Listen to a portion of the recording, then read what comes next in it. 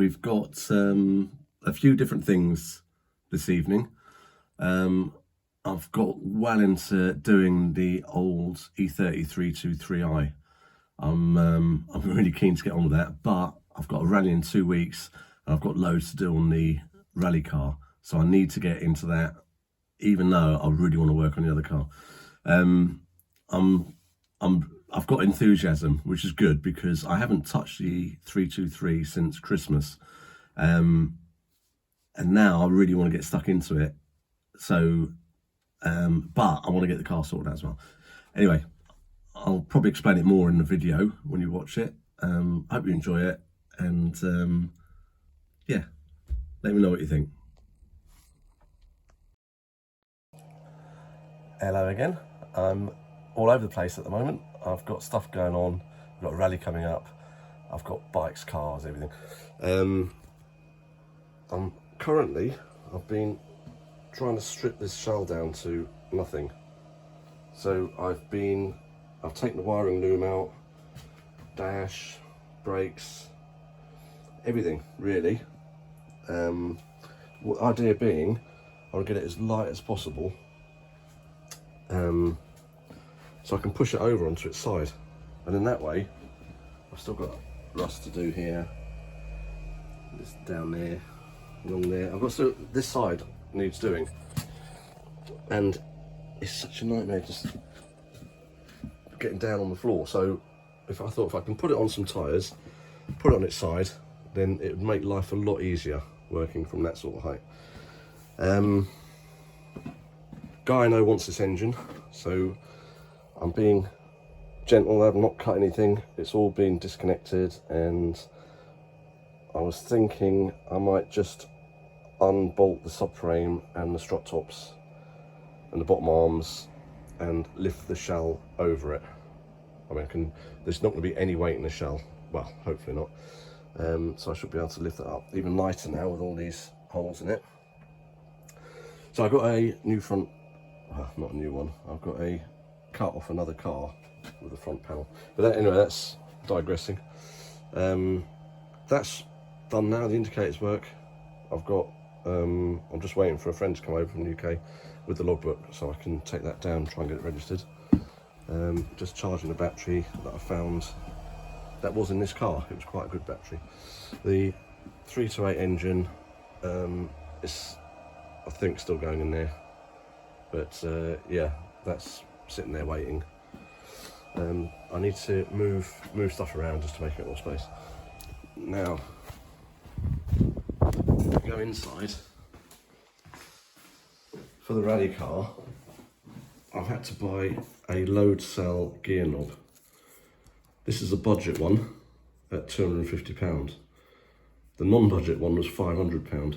I can't believe how expensive they are. But the idea being, when you pull, it sends a signal to the ECU and cuts the coil or ignition, or does something anyway to stop the engine from powering. So it takes the load off the engine and makes it slip into gear much easier without affecting the dog. It's better for the dog gears, and you don't take your foot off the throttle, so it's a flat throttle shift. So it originally started off with, I bought a not a quick shift, easy shift it's called, Jerseytronics, to put on my gearbox. So as I was wiring it up, I wired it up. There was two connectors that fitted, but they shouldn't have gone where they did. So I've blown the magic box that was telling me which gear the gearbox was in on the dash display. So that's gone now. And I spoke to the guy at Geartronics and he said they don't make that type anymore, you can't fix them.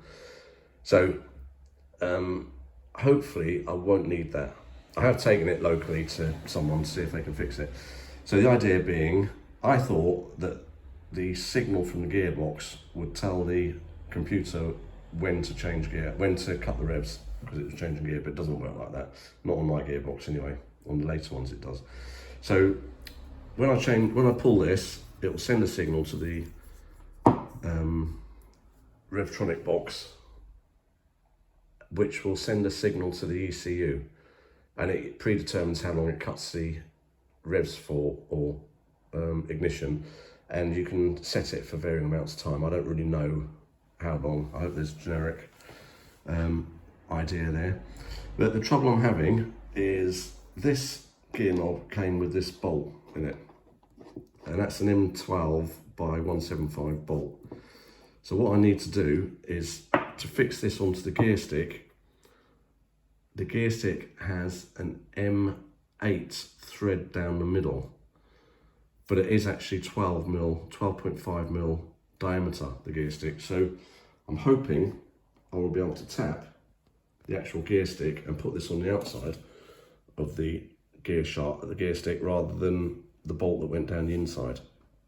The idea being I put enough thread on it so I can lock it off, make it all tight, and then be solid, not going to move or anything. So that's the idea now, and then I can wire it all up. I've got another gear indicator display, which should work with the easyshift. I'm a bit confused as to how this easyshift works. The guy who's doing it, he's great, he comes back to you straight away, but a bit above my level, so I think he's trying not to be condescending with me, but I don't understand. It doesn't make sense what he says to me. I'm sure if you know what you're talking about, it does. So I'm just going to stick this on, wire it up. I'll check with him first that, well, I presume it can only go one way. There's just 2 wires that come out of this, and that is, you can have ones with 3 wires to tell it which way it's going, but I'm only going to have flat shift going up the gears, not coming down, because my foot will be off the throttle anyway. I think you can have it with another wire, so it'll blip the throttle as it goes down. But you know, that's I haven't got a throttle blip or anything like that. So what turned out to be treat myself to a bit of a luxury in the car, flat shift, has worked out quite expensive, and I've broken the gear display. So that's what I'm doing at the moment. We've got the rally coming up soon, so I've got other things to do on the car. But yeah, I just want to try and tap the gear stick to see if that will go on. Right, I've just finished getting the sound deadening out. The older the cars, the less there is. There's a bit in the door panels, the rear doors. I don't know if there's any behind that panel. Can't get that door off at the moment. All that was pads there. These had already come off, and there was ones at the back as well. I used the heat gun and an 18mm chisel. So you just warm it up and it pops off. Plus also on the rear pillars there was like fluffy stuff that was stuck to it, and on the rear parcel shelf. So a little bit of heat, the glue seems to give up, then you can peel it off. I've got a few more bits to do, like take the threaded bits out that were there to hold the various bits and pieces down. They seem to be all over the place. So I need to chop those off. And then I'm going to take that door off, and that's just about everything out that can come out from the inside. So the next thing will be gearbox and engine. So I'm hoping I can get all these tyres out, make some space, move the engine from behind, and then I can pull this away from the wall, get the bikes out, and drop the subframe and the struts, disconnect all the brake pipes, probably take the servo out when I get it away from the wall, and then I can lift the front up off the engine, make it a bit easier, and then hopefully slide it over here and then put the car back where it was. That's the theory. I don't know if that's going to work, but yeah, not far off it now. I've got an engine hoist. I might drop the back of the gearbox so I can get to the gearbox bolts and just hoik it out the traditional way. That might be easier. It's all disconnected now. Just the power steering pump if I do it that way, but I'd have to disconnect that anyway. So yeah, quite pleased with how it's going. I'm quite enthusiastic and quite into it. I'm itching to get into a bit more body work. All that side's done, up to the front. We've got this front panel to replace. This inner arch is done, and the A-pillar. So I've got a little bit more up here. That's got to come out. That bit there, it's perforated.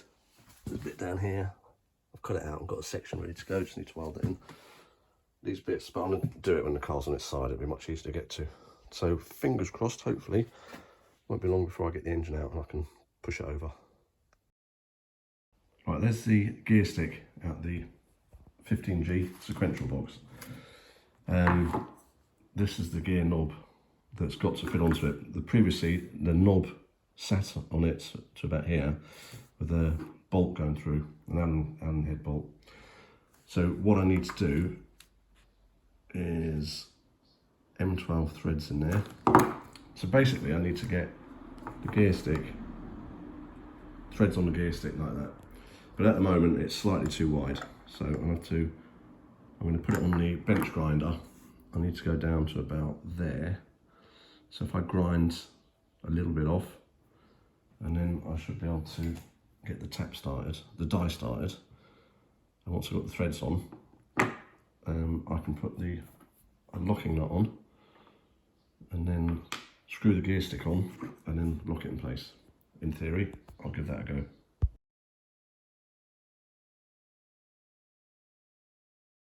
I've just measured the diameter of the shaft and it is 12.5. And to get an M12 tap, I'm guessing I have to go down to 12. So 0.25 off it with the bench grinder all the way around. I'll give that a go and see if the tap wants to start. Right, I'm not sure where we're up to with what I've been doing. I haven't videoed a lot of it because it's a bit boring really. We've got the gear stick back. So in the end, the guy managed to put a thread on the actual gear stick. So he said he had to heat it up till it was glowing red and then tap it, and also it would cool down, so he heats it up again. So the gear stick, when you put pressure on it, it will make a connection. The wiring I've done is totally temporary. It's all going into this black box, which in turn is plugged into the ECU. So the way I've done it, this ECU, sorry, that's not the ECU, that's the laptop. That's the ECU that controls the engine. That actually does flat shift as well. You can calibrate that to do it, which I wish I'd known before I did this, but I still would have had to get the load cell gear knob. So what it does is that sends a signal down here that goes to the magic box. That is connected to the gear position sensor, which is on a drum inside the gearbox. So that knows what gear it's in, and it works out how long it needs to shift for each, cut the ignition for each gear. So the orange orange cable coming out the ECU is for a shift cut, but I can't find anywhere in the programming how to do it just as a shift cut. So it seems to want to do the whole thing itself rather than just cut ignition or do it so you can program it. I'm sure you can do it, but I don't know how to. So to get it working, there's another cable that comes out of the magic box. It's called an geartronics easyshift. That is connected to the positive feed of the coil.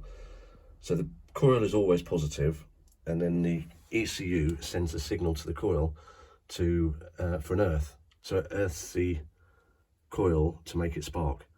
So I've interrupted the positive feed, which goes into the magic box, then back out to the coil. So this magic box allows it can cut the feed to the coil.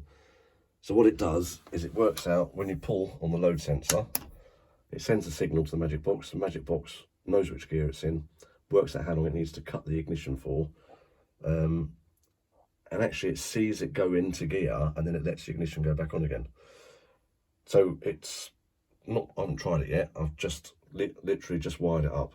So basically wired it up. I've got to tidy it all up a bit afterwards, but I want to check it works first. So I'm going to go and test it now. If you wire it up through the ECU, you can do it to retard ignition, cut the fueling. There's those things you can do, and then you can do it so it gives you a bit of soft power when it gives you throttle back again, so it doesn't do wheel spin as you're changing gear. Yeah, all quite clever stuff if you know how to work it. So yeah, I'll have to have a lot of cleaning up. I need to find my Velcro so I can stick that somewhere. And then the gear indicator, I need Velcro for that as well. That's just got tape holding it in place.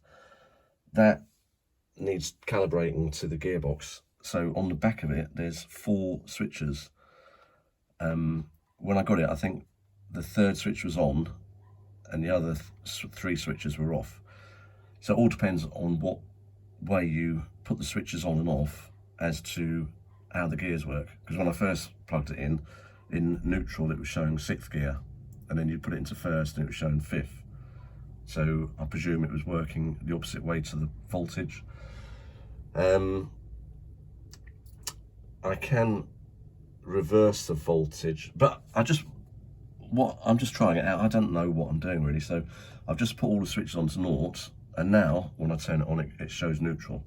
So I'm going to see, and it shows 1st when you put it in 1st, so I'm going to see if it carries on showing the right gears. Otherwise I'll have to flick switch number 1 and leave the other 3 off, and then number 2, and I've already tried number 2, and it's been on number 3, and I'll try on number 4. And then if that doesn't work, there's something in the laptop you can do to make the power output the opposite way. You can reverse polarity. So I presume, I don't really know what I'm talking about. Let's just hope it works. Right, I'm going to take it for a test drive and see what happens. Right, the first mistake, I started it up and it didn't sound right, and it would sound like it was running on 2 cylinders.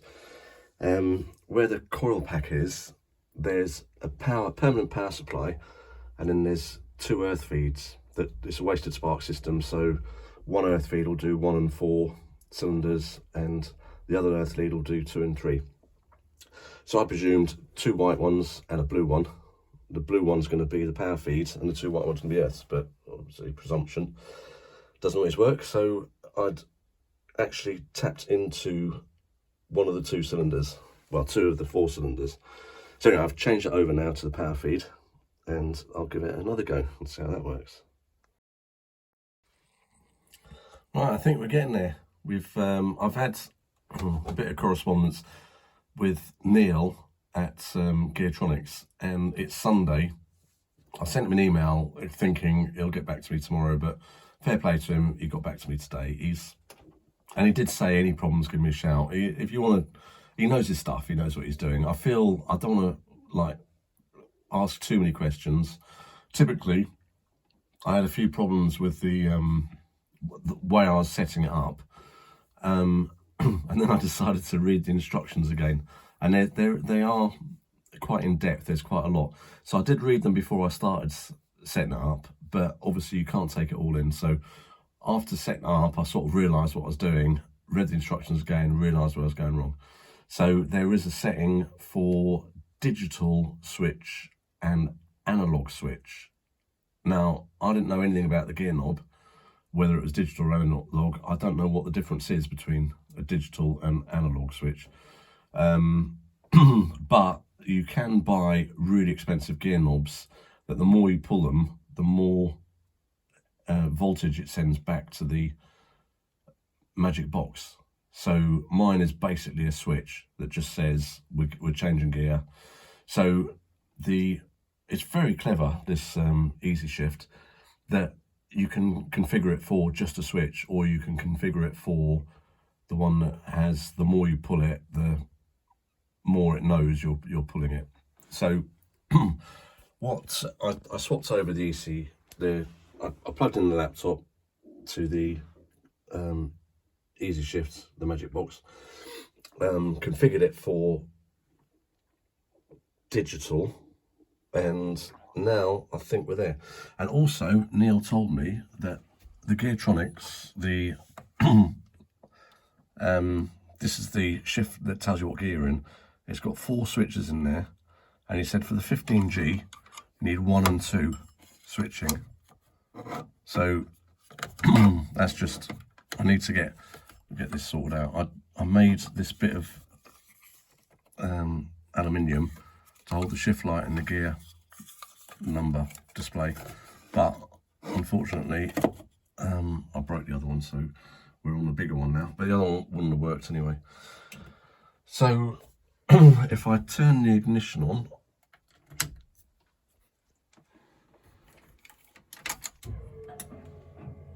right, we're in neutral now, and the easy shift, I don't know if you'll notice this, but if I pull the gear lever, that's just, so when I go to change gear, obviously that will happen before the gear lever goes back. So it's telling the easy shift that I'm changing gear, so it sends a signal to the coil pack that disconnects it. So it looks like it should all work. I've not test driven it yet. I'll explain later why not. The gear knob is taller, which is nicer because it's not so far to go now from the steering wheel to the gear knob, but it does mean it's a bit of a stretch to put it forward, pull this up and get it into neutral. But hopefully I shouldn't have to go into neutral too long, for too many times. Now, being a BMW, I am constantly surprised with how bad their drink holders are, and I've noticed tonight that you can't even fit a drink on the dash because it won't go forward enough. They weren't really thinking about the I mean, it's supposed to be quite a luxury car in its time, but they've missed out on a trick there with the basics, hence why I can't drive it and check all runs. But everything's saying it should be all right. I'm quite intrigued as to what's going to happen, but with the 30-mile-an-hour speed limits that we have around here, I don't know that we're going to notice how it's going to be when we're flat out.